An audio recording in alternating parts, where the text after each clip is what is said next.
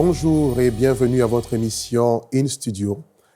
Je suis le pasteur Douglas et j'aimerais m'entretenir avec vous sur le thème « La révolte de Corée ». Dans notre série « La vérité a-t-elle disparu ?» Et bien avant d'entrer dans le vif du sujet, je vous invite à la prière.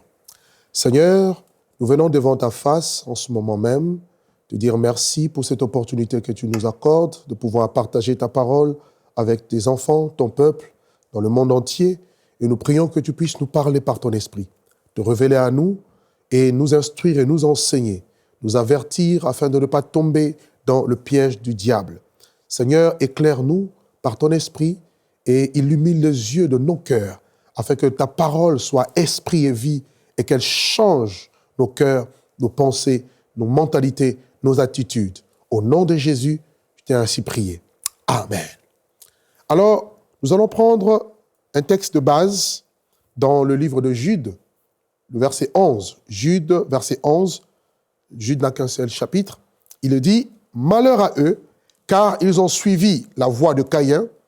Ils se sont jetés pour un salaire dans les garements de Balaam et ils se sont perdus, on voit ici la perte, la perdition, par la révolte de Corée. Ils se sont perdus par la révolte de Corée. Il est question ici des faux prophètes, il est question ici des faux apôtres, il est question ici des faux docteurs qui ont abandonné la saine doctrine, qui ont abandonné la foi pour s'attacher à des doctrines des démons et leur condition est d'abord qu'ils ont prêté la voie de Caïn, ensuite ils se sont égarés en suivant Balaam et enfin leur perdition est similaire justement à celle de Corée. La révolte ou encore la rébellion de Corée. Alors, qu'est-ce que la révolte? Qu'est-ce que la rébellion? Une révolte, c'est simple, n'est rien d'autre qu'un soulèvement de manière ouverte contre une autorité établie. Quand on parle de révolte, on voit un soulèvement. On n'est pas d'accord, on se soulève et on veut usurper l'autorité qui est établie. Et d'après la parole de Dieu, l'autorité vient de Dieu. Toute autorité vient de Dieu. Dieu seul est l'autorité suprême et qui a légué son autorité ou son pouvoir aux hommes, aux créatures visibles et invisibles. La Bible nous dit que tout pouvoir, ça c'est Jésus qui parle, m'a été donné dans le ciel et comme sur la terre. Dieu étant le créateur de toutes choses, Dieu étant à l'origine de toutes choses, celui qui détient l'autorité de manière absolue, l'autorité de manière souveraine. Et Dieu règne. Dans les cieux, il règne. Sur la terre, il règne. Sous la terre, il règne. Et la Bible déclare qu'au commencement, Dieu va créer les cieux et la terre. Avant que l'homme ne soit fondé sur la terre, il y a eu des créatures, je dirais angéliques, des créatures célestes que Dieu, dans son bon plaisir, avait créées. Et si vous prenez avec moi un texte dans le livre de Ésaïe, vous allez comprendre une chose. Déjà dans Colossiens, on nous dit que Dieu a créé toutes choses, tout ce que nous voyons, les choses visibles, tout comme les invisibles, tout a été créé par Dieu et pour Dieu. Et dans Ésaïe chapitre 14, le verset 12 à 15, on nous parle de quelque chose de très important ici. « Te voilà tombé du ciel, astre brillant, fils de l'aurore. Tu es abattu à terre, toi le vainqueur des nations. Tu disais en ton cœur, je monterai au ciel, je leverai mon trône au-dessus des étoiles de Dieu. Je m'assiérai sur la montagne de l'assemblée, à l'extrémité du septentrion. Je monterai sur le sommet des nues, et je serai semblable au Très-Haut. Mais tu as été précipité dans le séjour des morts, dans les profondeurs de la fosse. » Cette parole concerne bien évidemment Lucifer, qui est considéré comme un astre brillant. Le mot Lucifer signifie porteur de lumière. Il était un chérubin. Ézéchiel 28 le présente en tant que chérubin, que Dieu avait, un chérubin aux ailes déployées, que Dieu avait placé sur la montagne sainte. Et des tambourins étaient créés. Pour le jour où il fut créé, Dieu avait mis toute une logistique en place pour simplement cette créature qui était Lucifer, mais quelque chose va se passer dans son cœur. Alors là, nous sommes au ciel. Vous lisez Ésaïe 14, 12 à 15, vous lisez Ézéchiel 28, à partir du verset 11 jusqu'au verset 18. Nous sommes ici au ciel. Rien n'est encore, je dirais de manière visible, palpable, ici sur la terre. Dieu dans sa gloire, dans la perfection, tout ce que Dieu crée est parfait. Tout ce que Dieu crée est bon, est beau. Dans cette perfection absolue au ciel, et voilà cet être qui dirigeait aussi la chorale céleste avec des myriades d'anges. Il va développer un dessein dans son cœur, celui de pouvoir se révolter contre Dieu, vouloir prendre sa place, vouloir être semblable à Dieu, alors que Dieu seul règne, et nous tous, toutes les créatures sont subalternes. Il a voulu usurper l'autorité de Dieu. Alors, quelques points nous pouvons citer concernant cette créature qui est Lucifer. Nous pouvons voir quelques points. Le premier, c'est qu'il fut créé. Il a été créé. Il n'est pas éternel ou il n'existe pas de lui-même. Seul Dieu n'a pas de commencement de jour ni de fin de vie. Et on nous dit également que son cœur se leva. Il y a eu l'orgueil. Son cœur s'est enflé et il a voulu prendre la place de Dieu.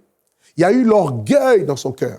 Vous verrez qu'à chaque fois qu'une rébellion, une révolte doit prendre place, elle est toujours précédée par une forme d'orgueil. Le fait d'être hautain, orgueilleux, le fait d'avoir un cœur qui s'élève contre l'autorité qui est établie. Et la Bible nous dira dans Proverbe que l'orgueil précède toujours la ruine, précède la chute. Et parce qu'il s'est révolté, parce qu'il a voulu élever son trône au-dessus de Dieu, la Bible dit que Dieu va le précipiter sur la terre. Dieu va le chasser du jardin d'Éden qui était au ciel et il va le précipiter. Et pendant qu'il était tombé sur la terre, il a changé de nature et il est devenu Satan. Donc, il signifie adversaire, le diable, le calomniateur. Il est devenu tout ce que vous connaissez, le dragon, le serpent ancien, le prince de ce monde de ténèbres.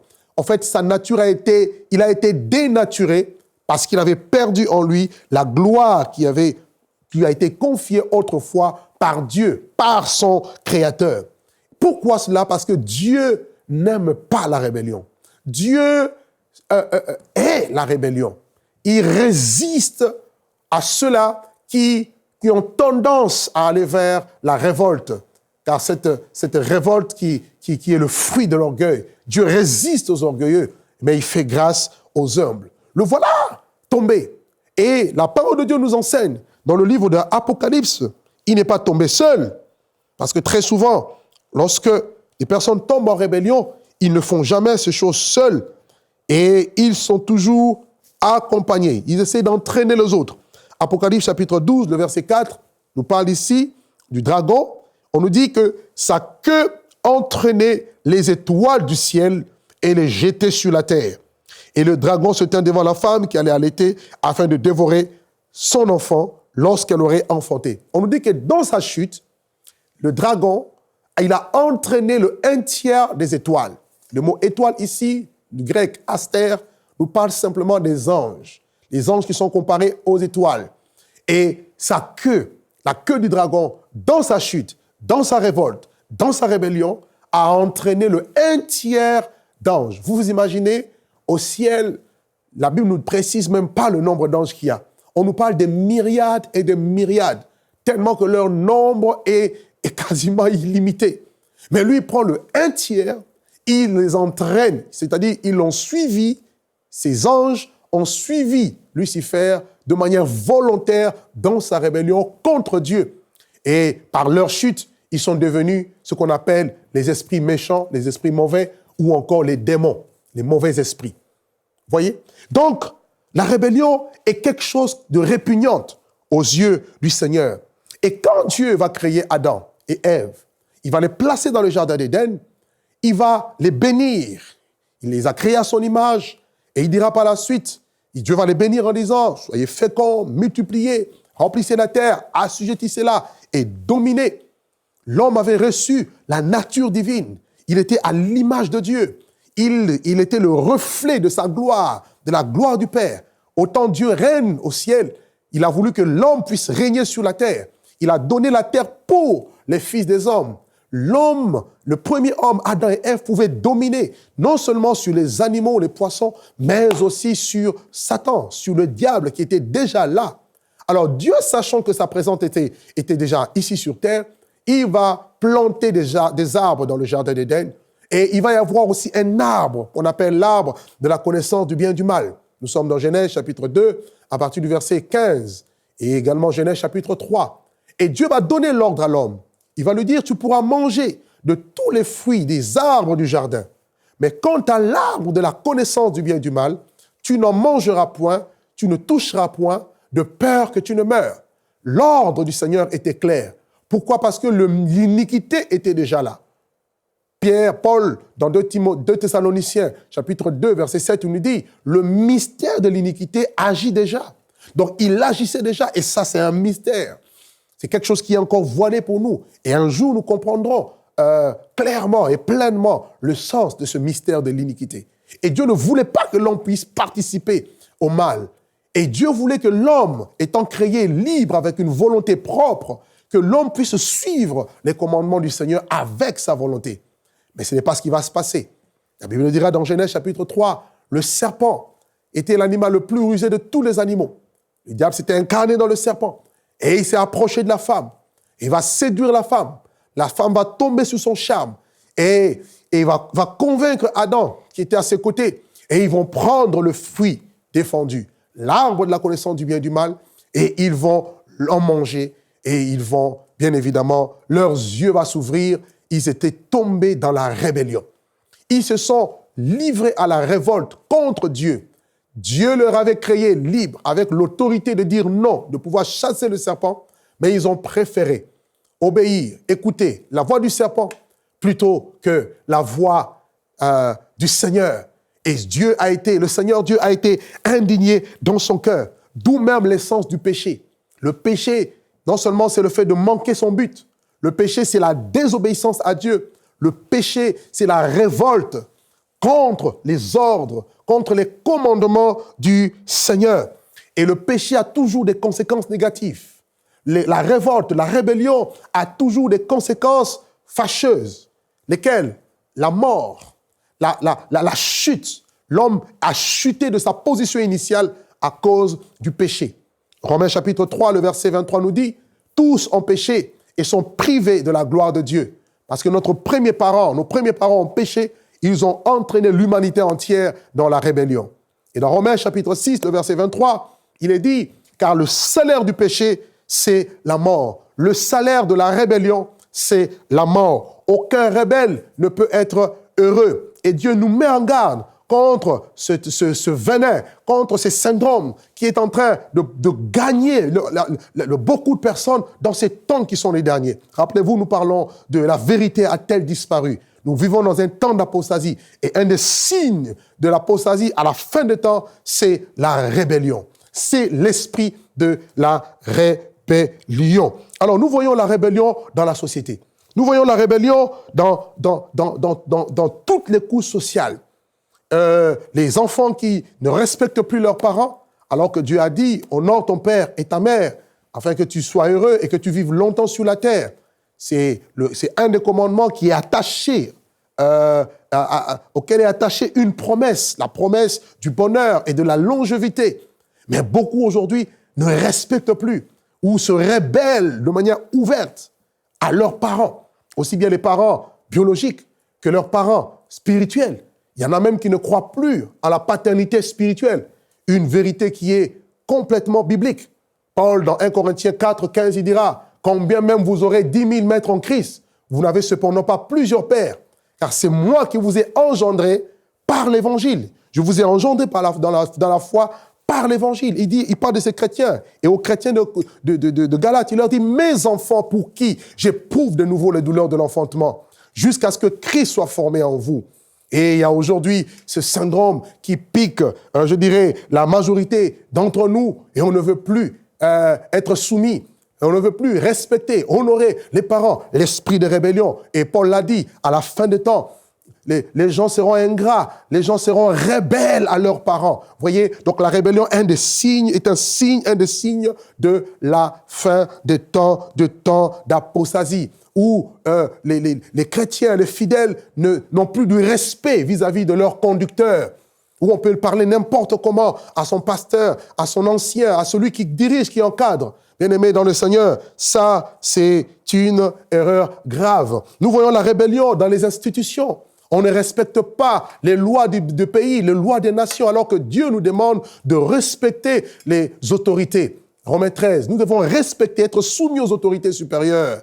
Il est question des magistrats, il est question de ceux qui nous dirigent, de ceux qui nous gouvernent. Notre gouvernement, nos gouvernements, nous devons être soumis aux lois du pays, honorer ceux qui nous dirigent. Bien-aimés dans le Seigneur, et plus ça va, plus des personnes se lèvent pour faire le contraire de ce que Dieu, n'est-ce pas, a dit dans sa parole. La parole de Dieu nous dit dans Pierre, honorer tout le monde et honorer le roi. Il nous incombe d'honorer, de nous soumettre aux lois des pays, aux lois des nations, être soumis à la police, être soumis à la gendarmerie, etc.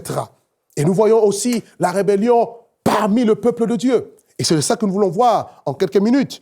La rébellion, il y a eu la rébellion en Israël. Dieu avait suscité Moïse comme étant le leader spirituel. Dieu l'a appelé, Dieu l'a mandaté, Dieu l'a oint, Dieu l'a envoyé, Dieu l'a équipé. Il a été sélectionné dans le conseil de Dieu pour une mission bien précise. Bien évidemment, il n'était pas parfait. Quand Dieu suscite des hommes, ils ne sont pas parfaits. Nous tendons tous vers la perfection. Néanmoins, il incombe à toute personne de respecter les personnes que Dieu a élevées, les personnes que Dieu a positionnées. Autrement dit, nous allons en contradiction, nous sommes, en déphasage par rapport à la parole de Dieu. Nous marchons en contradiction avec la parole de Dieu. Moïse, son autorité venait de Dieu. Il était investi de Dieu. Alors, il va subir 3 sortes de rébellion. La première sorte, nous la retrouvons dans le livre de Nombres, au chapitre 1er, jusqu'au chapitre 5, par là. Nombres, chapitre 11, le verset 1er. Et là, qu'est-ce qui s'est passé? Le peuple n'était plus content de la manne que Dieu leur avait donnée pendant leur traversée dans le désert. Et ils ont commencé à se rappeler de tout le repas, de toutes les nourritures qu'ils avaient, de tous les avantages qu'ils avaient en Égypte. Ils ont pensé au melon, ils ont pensé, je ne sais pas, à la nourriture, à la viande. Et malheureusement, au lieu de demander à Dieu, ils vont commencer à murmurer contre Dieu et contre Moïse. Voici un des signes de la rébellion, c'est le mécontentement.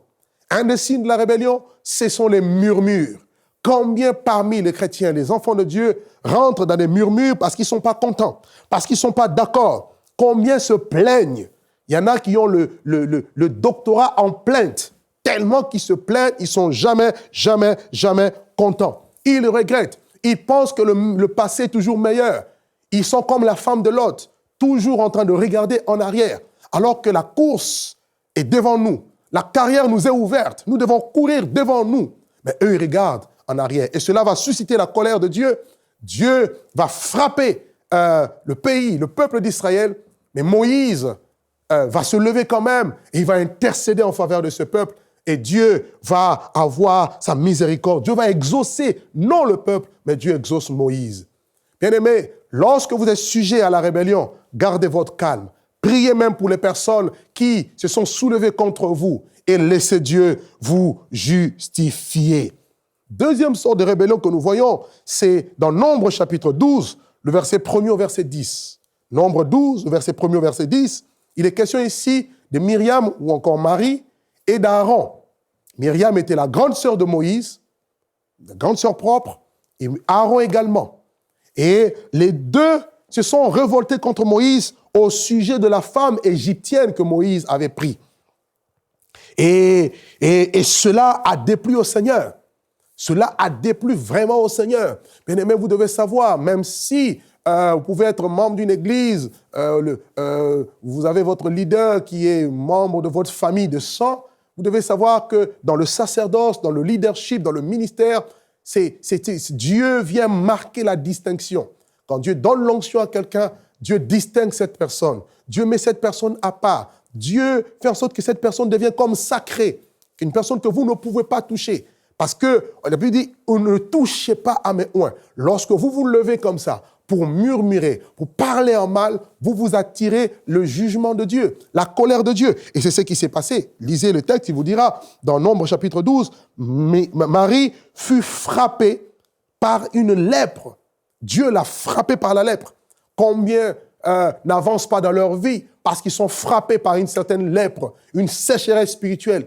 Combien n'évoluent pas parce que quelque part, quand vous analysez, ce ne sont pas les démons, ce sont le fruit de leurs murmures. La raison pour laquelle nous devons faire attention aux murmures. 1 Corinthiens 10, Paul le dit, il met en garde l'Église. Il dit, rappelez-vous de ce qui s'est passé en Israël. Israël a murmuré, Israël était dans la convoitise, et cela a mené à entraîner le jugement de Dieu. Bien-aimés dans le Seigneur, ne murmurez pas, ne devenez pas des rebelles. Si vous avez des suggestions, si vous avez des choses à proposer, allez voir les responsables, allez voir les pasteurs, allez voir votre autorité directe, allez voir vos parents, échangez, mais qu'il y ait toujours la paix, l'unité et l'harmonie. Autrement dit, s'ils murmurent, si ces personnes sont affectées dans leur cœur parce que vous avez commis quelque chose qui n'est pas juste, alors vous êtes livrés au jugement de Dieu. Et la troisième révolte que nous voyons, ou la troisième rébellion, il y en a certainement plusieurs, c'est la révolte de Corée. De Corée. Et beaucoup ont suivi cette voie. Et cette voie de Corée, dans la révolte, les a conduits à la perdition. Et là, nous sommes dans Nombre au chapitre 16. Nombre chapitre 16 nous parle de la révolte de Corée. Qui était Corée? Si nous prenons Exode 6, le verset 16 à 21, on nous montre ici que Corée était le petit-fils de Lévi. Lévi qui était un fils de Jacob, qui était venu bien sûr de la Palestine jusqu'en Égypte. Et on nous dit qu'il était aussi cousin à Moïse. Donc Lévi, en fait, le parent de Moïse, et les parents, le père de Moïse et le père de Corée, ils étaient frères respectifs, bien-aimés dans le Seigneur. C'est-à-dire, Corée était un cousin. Alors, il pensait que cela pouvait lui donner une possibilité de pouvoir mal parler à l'autorité qui a été établie par Dieu. Et qu'est-ce que Corée va faire? Corée va convoiter la position de Moïse. Très souvent, la rébellion, la révolte vient parce qu'on convoitise la position. La Bible dit dans Hébreux 5, verset 4, que nul ne s'attribue cette dignité, cette position, cette place, s'il n'a été appelé de Dieu, comme le fut Aaron. Dans l'œuvre de Dieu, ce n'est pas une question de désir, c'est une question d'appel, de vocation. C'est Dieu qui vous appelle, il vous établit et il vous positionne. Et nous devons tous respecter le plan de Dieu. Que cela soit un jeune ou un moins jeune devant nous, nous devons tous respecter. Et aller en contradiction avec l'autorité établie, c'est aller en contradiction avec Dieu lui-même. Et qu'est-ce que Corée fait?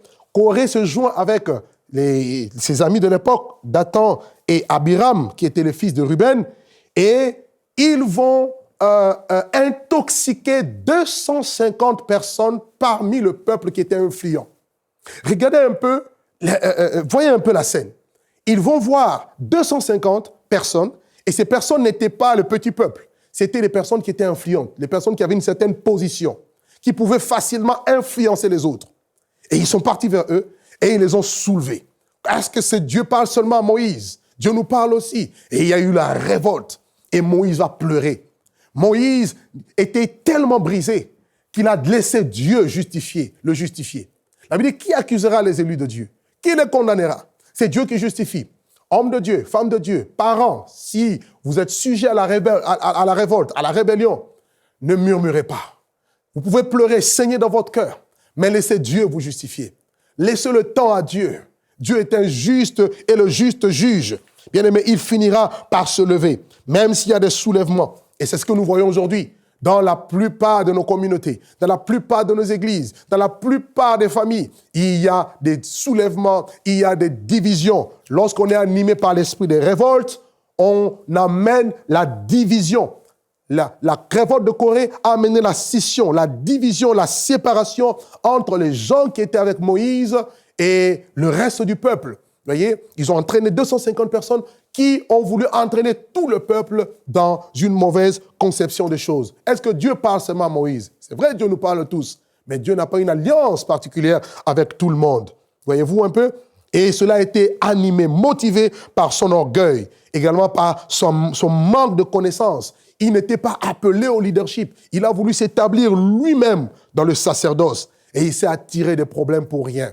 Mes frères et sœurs, dans le Seigneur, ne faisons pas comme Corée. Ne faisons pas comme Jéroboam, qui va bâtir des autels à Bethel, etc., pour empêcher Israël d'aller. Il va créer des sacrificateurs. Si vous n'êtes pas appelé à faire des choses, ne le faites pas. Autrement dit, vous amenez les gens à la mort et le jugement de Dieu s'abattra sur vous. Et Moïse a pleuré. Moïse a demandé à ce que Dieu lui-même se lève pour défendre sa cause. Et Dieu lui demandera de récupérer les verges des enfants d'Israël et on va les amener dans la tente d'assignation, dans la présence de Dieu. Et chaque tribu devait apporter une verge. Une verge, c'était un bâton qui était sec et chaque tribu d'Israël avait une verge qui représentait sa maison. Et Moïse apportait chose dans la tente d'assignation et la Bible nous dit que le lendemain, lorsqu'ils sont venus, la verge d'Aaron avait fleuri. La verge d'Aaron avait fleuri. Dieu a voulu montrer à tout le monde, à toutes les tribus, que celui qu'il avait choisi pour le sacerdoce, ce n'était pas Dathan, ce n'était pas Corée, mais c'était Moïse, plutôt Aaron.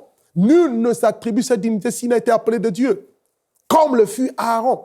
Et Dieu justifie, Dieu défend toujours la cause de ceux et celles qu'il a appelés. Mon frère et ma soeur, si tu as été appelé de Dieu, ne t'inquiète pas. Même quand tu vis des moments difficiles, sache que Dieu te défendra. Ton église a connu la division. Et je déplore toutes ces églises, tous ces ministères qui aujourd'hui, avant de commencer une œuvre, vont aller dans une œuvre et vont s'accoutumer avec les chrétiens. Et du jour au lendemain, ils vont se lever, commencer une cellule et parler du mal du pasteur principal et commencer une œuvre. Quand vous bâtissez une œuvre dans la rébellion, vous aurez aussi la rébellion. Car l'homme ne peut moissonner que ce qu'il a semé. Et si vous semez à partir de mauvaises choses, votre fondement est mauvais et faussé et vous récolterez la même chose. Bien-aimés dans le Seigneur, et c'était le cas ici. Ils ont commis ce genre de choses et la Bible dit que la colère de Dieu va s'enflammer et la terre va s'ouvrir. La terre va ouvrir grandement sa bouche et va engloutir et Dathan, et Abiram, et Corée, et leurs familles, leurs femmes, leurs enfants, et les 250 personnes. Ils seront tous engloutis dans la terre. Bien-aimé, Dieu est un Dieu juste. On ne joue pas avec lui. On ne joue pas avec Dieu. Telle voie peut paraître droite à un homme, mais son issue, c'est la voie de la mort. Bien-aimés dans le Seigneur, dans ce temps d'apostasie, on peut facilement vous entraîner à la rébellion, à parler mal contre votre pasteur, votre église. Évitez ces choses. Si vous n'êtes pas d'accord, sortez dans la paix. Recherchez la paix avec tous et la sanctification sans laquelle personne ne verra Dieu. Mais ne rentrons pas dans ces syndromes où on va s'asseoir, on va faire des vidéos, on va critiquer tel, on va calomnier tel. Bien-aimé, Dieu n'est pas dans ça. Ce sont les signes de l'apostasie. Toi qui entends ce message, ne reste plus dans ta manière de faire. Sache que Dieu ne bénit jamais dans la rébellion. Dieu bénit dans l'obéissance. L'obéissance vaut mieux que les sacrifices. L'obéissance vaut mieux que les sacrifices. Et l'observation de la parole de Dieu vaut mieux que la graisse des béliers. Quel fondement? Sur quel fondement bâtis-tu? Est-ce que c'est le fondement de Dieu, de l'obéissance, de la crainte de Dieu, de la vérité, de la pureté, de la sanctification? Toi-même, tu as la réponse. Je t'invite à l'humilité. Je t'invite à l'obéissance. Je t'invite à ne plus suivre Corée. C'est ce chemin qui mène à la mort, de la révolte, de la rébellion, mais à revenir à Dieu tel que tu es, sincèrement et humblement. Et le Seigneur ne manquera pas de vous bénir. Que Dieu vous bénisse dans le précieux nom de Jésus. Amen. Cette émission est rendue possible grâce au précieux soutien des partenaires d'Enseigne-moi Canal International. Retrouvez tous nos programmes sur emcitv.com.